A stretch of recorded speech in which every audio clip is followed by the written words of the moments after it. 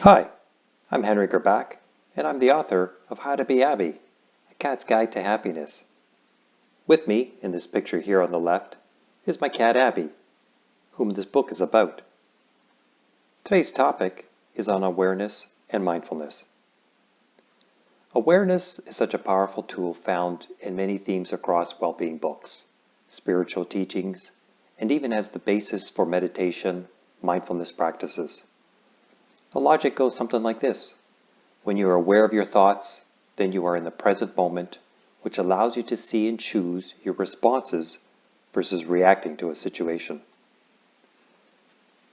Another word for awareness is mindfulness. Mindfulness helps us to become aware of our thoughts, feelings, and actions in the present moment. Experts say our minds produce 50,000 thoughts a day, or 2,100 thoughts per hour. With so many thoughts per day, which thoughts do we act upon and which do we ignore? With the practice of mindfulness, we can learn how to see our thoughts and become more aware of them. We can learn to choose which thoughts to ignore and which to act upon.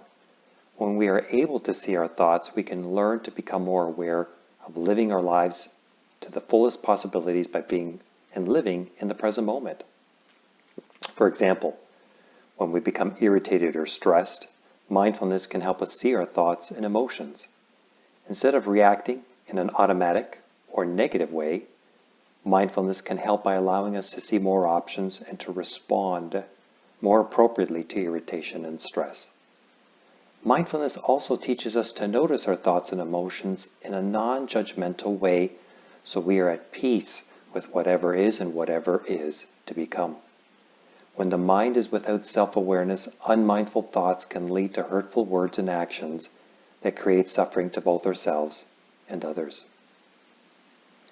Understanding yourself takes time. The more you invest in understanding yourself, the greater insight you'll have into your thinking process. Say, for example, you notice that you're having a bad habit of being critical, or you always blame yourself when things go wrong. Being aware of this thinking pattern can help you shine some light into the whys. Becoming mindful or aware of your thoughts can help you see your thinking patterns. Understanding how you think can aid in creating change. Awareness and understanding are powerful tools for seeing how you think and are keys in helping you to reach long-lasting peace or long-lasting happiness. There's a story of two monks who are walking through a forest. At the edge of the forest, they came to a river. Standing in front of this river was a young woman who was having difficulties crossing it. The older monk decided to help the young woman by literally picking her up and carried her through the river to the other side. The younger monk simply watched with amazement. As they all reached the other side of the river, the young woman thanked the older monk and went her separate way. Several hours later, the younger monk, feeling somewhat upset, said to the older monk, "Why did you carry that woman across the river? You know that we monks are not allowed to come in contact with women." The older monk simply replied, "I dropped that woman hours ago. You are still carrying her."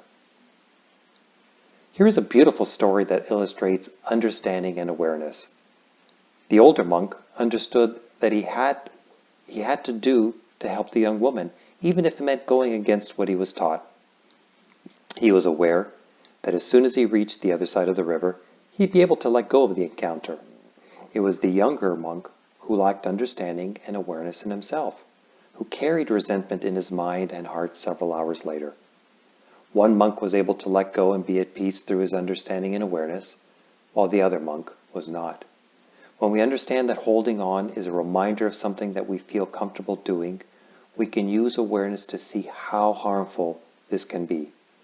The young monk who held on to his resentment for hours shows that we would rather be right than at peace. At times, we all feel comfortable holding on to something that has happened to us in the past. Being offended by something that someone said or did comes easy and natural to us. It is as if we're naturally comfortable with it. Our minds like to hold on to the negative things that happen to us. Our minds like to keep track of all the bad things that occur. When we can shine awareness on this thinking, we can see how much suffering this can cause and how it can rob us of our peace.